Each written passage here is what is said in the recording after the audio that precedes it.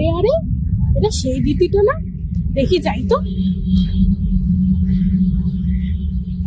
ও দিদি, ও দিদি, কি ভাবছেন? আর কি ভাববো, জানেন তো অনেক কষ্টে আছি। আমি ভিডিও করি, একটা মানুষ লাইক করে না, কমেন্ট করে, আর ভিডিও ভিউজ হয় না। আহা গো, তো এখানে বসে কি হবে? ভিডিও করে ছেড়ে দেবো। তারপর কি করবেন? এই যে দেখছেন পুকুরটা কত বড়, হ্যাঁ, এখানে আমি মাছ চাষ করবো। মাছ চাষ হ্যাঁ। এখানে? হ্যাঁ, কিন্তু এটা তো আপনার জায়গা নাকি? তো কি হয়েছে, আমার জায়গা না তো কি হয়েছে?